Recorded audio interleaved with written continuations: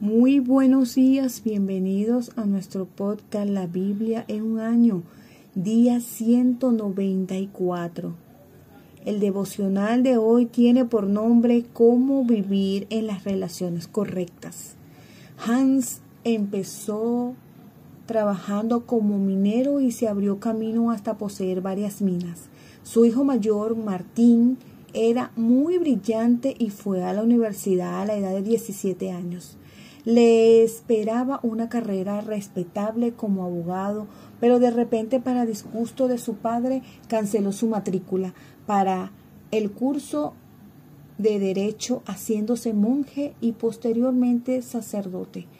Martín quería vivir una vida de santidad. Ayunó durante días y pasó noches sin dormir y en oración, pero aún estaba plagado de su propia injusticia ante un Dios justo. Cuando tenía 30 años y mientras estudiaba Romanos 1:17, se percató del contexto de las palabras. Más tarde escribió: ahí empecé a entender que la justicia de Dios es aquella por la cual el justo vive por un don de Dios, concretamente la fe, y el significado es este: la justicia de Dios se revela por medio del Evangelio, es decir, la justicia pasiva con la cual Dios misericordioso nos justifica por la fe. Como está escrito, el justo por la fe vivirá. Fue entonces que sentí que había vuelto a nacer y había entrado al paraíso por las puertas abiertas. Esta experiencia ocurrió hace 500 años. No solo cambió su vida, sino que también alteró el curso de la historia humana. Llegó a ser una de las figuras fundamentales de la civilización occidental, el fundador de la Reforma, el semillero para el pensamiento social, económico y político. Su nombre, por supuesto, era Martín Lutero. En esencia, la justicia significa una relación correcta con Dios que conduce a las relaciones correctas con los demás. Es un don hecho posible a través de la vida, muerte y resurrección de Jesús. Acompáñenme a leer Salmos en la versión NBI, en la Nueva Versión Internacional. Salmos capítulo 84, versículos del 1 al 7. Al director musical, sígase la tonada de la canción del lagar, Salmo de los hijos de Coré. Cuán hermosas son tus moradas, Señor de los ejércitos. Anhelo con el alma los atrios del Señor. Casi agonizo por estar en ellos.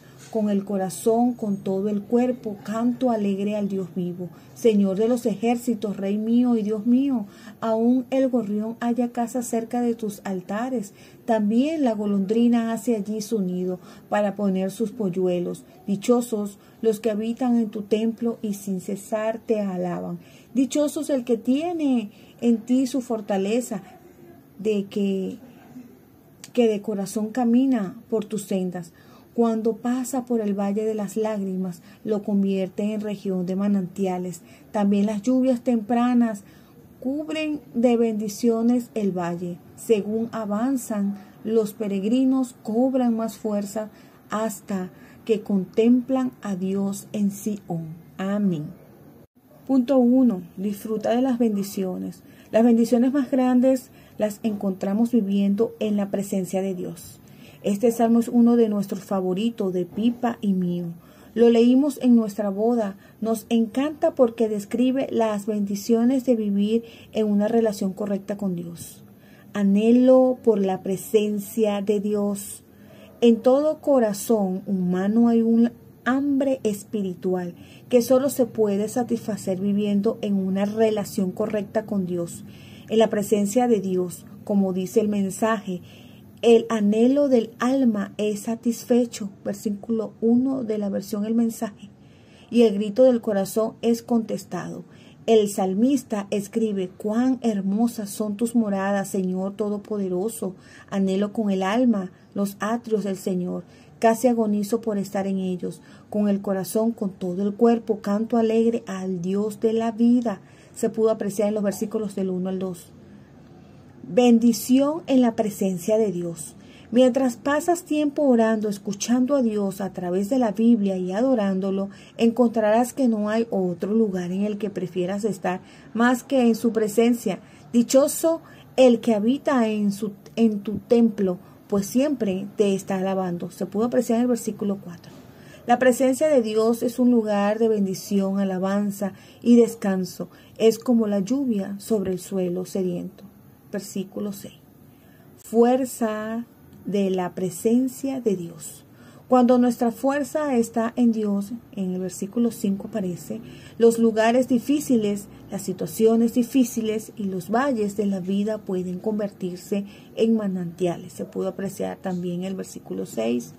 En este momento, cuando extraes tu fuerza de Dios, te encontrarás pasando de poder en poder. Se puede apreciar en el versículo 7 en la traducción Reina Valera del 2015. En el Antiguo Testamento, Dios hizo del tabernáculo y del templo el lugar de su presencia. Mas ahora, por medio de Jesucristo, Dios habita y está presente por su Espíritu en la iglesia. Se puede apreciar en Efesios 2:22 y en nuestros cuerpos. Se puede ver en 1 Corintios 6:19. Acompáñame a orar. Gracias, Señor, por todas las bendiciones de tu presencia conmigo. Gracias por la manera en la que me fortaleces cada día con tu presencia. Amén. Acompáñame a leer Romanos capítulo 1, versículos del 1 al 17. Pablo, siervo de Cristo Jesús, llamado a ser apóstol, apartado para anunciar el evangelio de Dios, que por medio de sus profetas ya había prometido en las Sagradas Escrituras. Este mensaje habla de su Hijo, quien según la naturaleza humana era descendiente de David, pero según el Espíritu de Santidad fue designado con poder Hijo de Dios por la resurrección. Él es Jesucristo nuestro Señor. Por medio de Él, en honor a su nombre, recibimos la gracia y el llamado a ser apóstol para persuadir a todas las naciones que obedezcan a la fe. Entre ellas están incluidos también ustedes, a quienes Jesucristo ha llamado. Les escribo a todos los amados de Dios que están en Roma, que han sido llamados a ser su pueblo santo. Que Dios nuestro Padre y el Señor Jesucristo les conceda gracia y paz. En primer lugar, doy gracias a mi Dios por medio de Jesucristo por todos ustedes, pues en el mundo entero se habla bien de su fe. Dios, a quien sirvo de corazón predicando el evangelio de su Hijo, me es testigo de que los recuerdos a ustedes sin cesar. Siempre pido en mis oraciones que, si es la voluntad de Dios, por fin se me abra el camino para ir a visitarlos. Tengo muchos deseos de verlos para impartirles algún don espiritual que los fortalezca. Mejor dicho, para que unos a otros nos animemos con la fe que compartimos. Quiero que sepan, hermanos, que aunque hasta ahora no he podido visitarlos, muchas veces me he propuesto hacerlo para recoger algún fruto entre ustedes, tal como lo he recogido entre las otras naciones. Estoy en deuda con todos, sean griegos o no griegos, sabios o ignorantes. De allí mi gran anhelo de predicarles acerca de las buenas noticias también a ustedes que están en Roma. A la verdad, no me avergüenzo del evangelio, pues es poder de Dios para la salvación de todos los que creen, de los judíos primeramente, pero también de los que no son judíos. De hecho, en el evangelio se revela la justicia que proviene de Dios, la cual es por fe de principio a fin. Tal como está escrito, el justo vivirá por la fe. Amén. Punto 2. Recibe el don. No puedes hacer nada para ganar o merecer el amor de Dios. Lo recibes como un don o regalo. Jesús te ha hecho justo a través de su vida, muerte y resurrección. Puedes vivir en una relación correcta con Dios. ¿Cómo es que la historia del mundo tomó una nueva dirección a causa de la vida, la muerte y la resurrección de Jesús? ¿Cómo fue afectada de una manera eterna la vida de cada hombre, mujer y niño en el planeta? En este documento fundamental de teología cristiana, escrito alrededor del año 59 después de Cristo, Pablo, quien se había encontrado al mismo Jesús resucitado, tomó el hecho bien testimoniado de la vida, muerte y resurrección de Jesús de Nazaret y reflexiona acerca de sus implicaciones. Parece que el establecimiento de una comunidad cristiana en Roma no se produjo por cuenta de una organización evangelizadora, sino por la presencia de los cristianos en el lugar de trabajo, cumpliendo con sus deberes seculares ordinarios. Si trabajas en un lugar secular, puedes tener un impacto tan grande como el de cualquier evangelizador que trabaja a tiempo completo. Pablo anhela ver a sus amigos en Roma, versículo 11, se pudo apreciar. Son principiantes inexpertos, pero Pablo tiene la humildad de reconocer que aprenderá algo de ellos, así como ellos aprenderán de él. Se pudo apreciar en el versículo 11 y 12. Quiero alentarlos en la fe, pero también me gustaría recibir aliento de la fe de ustedes. Se pudo apreciar en el versículo 12 en la versión NTV, Nueva Traducción Viviente. Me he dado cuenta de que en cada grupo pequeño de Alfa aprendo tanto de los invitados como ellos lo hacen de nosotros. No solo los que están fuera de la iglesia necesitan escuchar el Evangelio. Pablo está ansioso por predicar el Evangelio a la comunidad cristiana en Roma. Se pudo apreciar en el versículo 15. Conoce bien la tentación de avergonzarse. Puede ser tan fácil permitir que nuestros temores y preocupaciones respecto a lo que otros piensan de nosotros nos detengan a la hora de hablar de Jesús. Sin embargo, Pablo escribe: no me avergüenzo del Evangelio, pues es poder de Dios para la salvación de todos los que creen. Se pudo apreciar en el versículo 16, la parte A. También conoce el poder asombroso del Evangelio para transformar las vidas tanto de judíos como de gentiles. Versículo 16 de la parte B. No hay mayor privilegio que predicar el Evangelio, porque en el Evangelio se revela la justicia que proviene de Dios, la cual es por fe de principio a fin. Se puede apreciar en los versículos 17 de la parte A. Pablo no contrasta esto con el Antiguo Testamento, sino que apoya su argumento con el Antiguo Testamento, tal como está escrito: el justo vivirá por la fe, en versículo 17, la parte B. Véase también en Habacuc, capítulo 2, versículo 4. Pablo va a predicar mucho más acerca de esta justicia de Dios. La buena noticia, el Evangelio, es que Dios nos ha permitido vivir en esta relación correcta con Él. Esta justicia viene de Dios, es su don o regalo para ti. No puede ganártelo, lo recibes por fe. Ya no vives bajo culpa y condenación. Nada puede separarte del amor de Dios hacia ti. También se puede apreciar en Romanos 8, 1 al 39. Acompáñame a orar.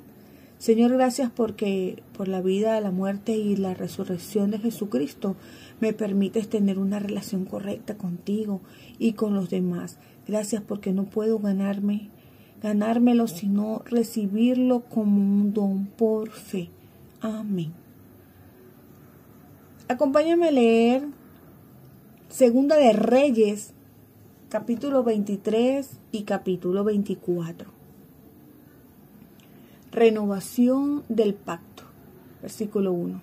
Entonces el rey mandó convocar a todos los jefes de Judá y Jerusalén, acompañado de toda la gente de Judá y de Jerusalén, de los sacerdotes, de los profetas, en fin, de la nación entera, desde el más pequeño hasta el más grande. El rey subió al templo del Señor. Después se puso de pie junto a la columna del rey y en presencia del Señor renovó el pacto. Se comprometió a seguir al Señor y a cumplir de todo corazón y con toda el alma sus mandamientos, estatutos y mandatos, reafirmando así las palabras del pacto escritas en este libro, y todo el pueblo confirmó el pacto. Luego el rey ordenó al sumo sacerdote Hilquías, a los sacerdotes de segundo rango y a los porteros que sacaran del templo del Señor todos los objetos consagrados a Baal, a Acera y a todos los astros del cielo. Hizo que los quemaran en los campos de Cedrón, a las afueras de Jerusalén, y que llevaran las cenizas a Betel. También destituyó a los sacerdotes idólatras que los reyes de Judá habían nombrado para quemar incienso en los altares paganos, tanto en las ciudades de Judá como en los alrededores de Jerusalén, los cuales quemaban incienso a Baal, al sol y a la luna, al zodiaco y a todos los astros del cielo. El rey sacó del templo del Señor la imagen para el culto de Acera y la llevó al arroyo de Cedrón, en las afueras de Jerusalén. Allí la quemó hasta convertirla en ceniza, la cual echó en la fosa común. Además, derrumbó en el templo del Señor los cuartos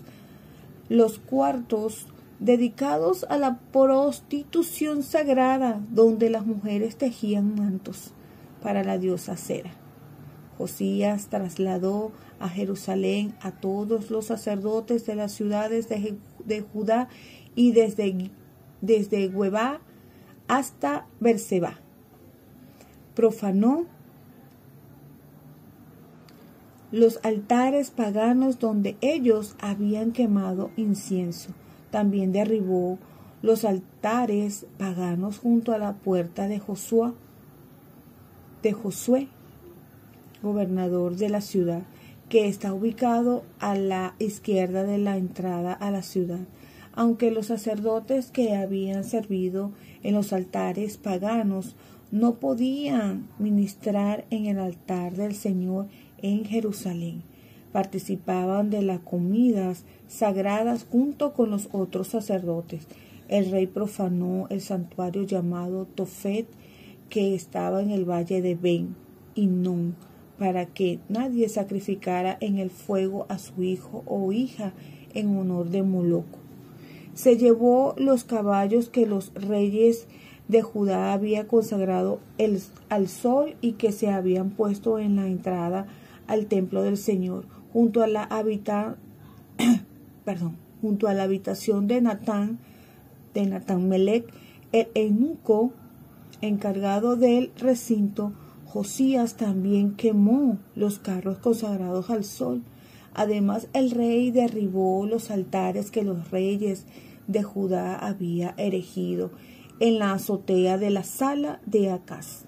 También los que Manasés había erigido en los dos atrios del templo del Señor, los hizo pedazos y echó los escombros en el arroyo de Cedrón. Profanó los altares paganos que había al este de Jerusalén, en el lado sur de la colina de la destrucción, los cuales Salomón, rey de Israel, había construido para Astarte, la despreciable diosa de los sidonios, para Quemos, el detestable dios de los moabitas, y para Moloc, el abominable dios de los amonitas. Josías hizo pedazos las piedras sagradas y las imágenes de la diosa Acera, y llenó con huesos humanos los lugares donde se habían erigido. Derribó también el altar de Betel y el altar pagano construidos por Jeroboam, hijo de Nabat, que hizo pecar a Israel. Además, quemó el altar pagano hasta convertirlo en cenizas y prendió fuego a la imagen de Acera. De regreso, al ver los sepulcros que habían en la colina, Josías mandó que recogieran los huesos y los quemaran en el altar para profanarlo, cumpliendo así las palabras del Señor que el hombre de Dios había comunicado cuando anunció estas cosas. Luego el rey preguntó: ¿de quién es ese monumento que veo allá? Y los habitantes de la ciudad contestaron: es el sepulcro del hombre de Dios que vino desde Judá y que pronunció contra el altar de Betel lo que usted acaba de hacer. Déjenlo pues, respondió el rey, que nadie mueva sus huesos. Fue así como se conservaron sus huesos junto con los del profeta que había venido de Samaria. tal como lo hizo en Betel. Josías eliminó todos los altares paganos que los reyes de Israel habían construido en las ciudades de Samaria, con los que provocaron la ira del Señor. Finalmente mató sobre los altares paganos a todos los sacerdotes y encima de los altares quemó huesos humanos. Entonces regresó a Jerusalén. Después el rey dio esta orden al pueblo: celebren la Pascua del Señor su Dios, según está escrito en el libro del pacto. Desde la época de los líderes que gobernaron a Israel hasta la de los reyes de Israel y de Judá, no se había celebrado una Pascua semejante, pero en el año 18 del reinado del rey Josías, la Pascua se celebró en honor del Señor. Además, Josías expulsó a los médiums y a los espiritistas y eliminó toda clase de ídolos y el resto de las cosas detestables que se veían en el país de Judá y en Jerusalén. Lo hizo así para cumplir las instrucciones de la ley escritas en el libro que el sacerdote Hilquías encontró en el templo del Señor. Ni antes ni después de Josías hubo otro rey que como él se volviera al Señor de todo corazón, con toda el alma y con todas sus fuerzas, siguiendo en todo la ley de Moisés. A pesar de esto, el Señor no apagó el gran fuego de su ira que ardía contra Judá por todas las afrentas con que Manasés lo había provocado. Por lo tanto, el Señor declaró: voy a apartar de mi presencia a Judá, como lo hice con Israel. Repudiaré a Jerusalén, la ciudad que escogí, y a este templo del cual dije: ese será el lugar donde yo pondré mi nombre. Los demás acontecimientos del reinado de Josías y todo lo que hizo está escrito en el libro de las crónicas de los reyes de Judá. En aquel tiempo, el faraón Necao, rey de Egipto, fue a encontrarse con el rey de Asiria, camino del rey Éufrates. El rey Josías le salió al paso, pero Necao le hizo frente en Megiddo y lo mató. Los oficiales de Josías llevaron su cadáver en un carro desde Megiddo hasta Jerusalén y lo sepultaron en su tumba. Entonces el pueblo tomó a Joacás, hijo de Josías, lo ungió y lo proclamó rey en lugar de su padre. Joacás, rey de Judá. Versículo 31. Joacás tenía 23 años cuando comenzó a reinar y reinó en Jerusalén 3 meses. Su madre era Hamutal, hija de Jeremías, oriunda de Libna. Joacás hizo lo malo ante los ojos del Señor, tal como lo había hecho sus antepasados. Para impedir que Joacás reinara en Jerusalén, el faraón Necao lo encarceló en Ribla, en el territorio de Hamat, y además impuso sobre Judá un tributo de 100 talentos de plata y un talento de oro. Luego hizo rey a Eliaquim, hijo de Josías, en lugar de su padre, y cambió su nombre a Joacim. En cuanto a Joacás, lo llevó a Egipto, donde murió. Joacim pagó al faraón Necao la plata y el oro que exigió, pero tuvo que establecer un impuesto sobre el país.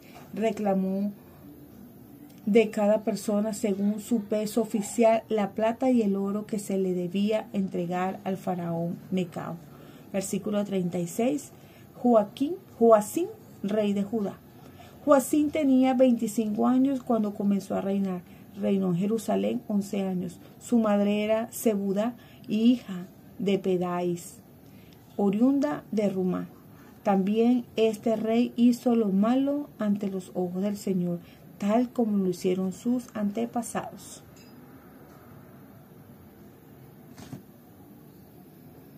Segunda de Reyes, capítulo 24, versículo 1. Durante el reinado de Joacim, lo atacó Nabucodonosor, rey de Babilonia, y lo sometió durante 3 años, al cabo de los cuales Joacim decidió rebelarse. Entonces el Señor envió contra Joacim bandas armadas de babilonios, arameos, moabitas y amonitas. Las envió contra Judá para destruir el país, según la palabra que el Señor había dado a conocer por medio de sus siervos, los profetas. De hecho, esto sucedió a Judá por orden del Señor para apartar al pueblo de su presencia por los pecados de Manasés y por todo lo que hizo, incluso por haber derramado sangre inocente, con la cual inundó a Jerusalén. Por lo tanto, el Señor no quiso perdonar los demás acontecimientos del reinado de Joacim, y todo lo que hizo está escrito en el libro de las crónicas de los reyes de Judá. Joacim murió y su hijo Joaquín lo sucedió en el trono. El rey de Egipto no volvió a hacer campañas militares fuera de su país, pues el rey de Babilonia se había adueñado de todas sus posesiones, desde el río de Egipto hasta el río Éufrates. Punto 3. Continúa obedeciendo. Dios siempre ha querido que su pueblo viva en una relación correcta con Él. Esta relación se describe en términos de un pacto.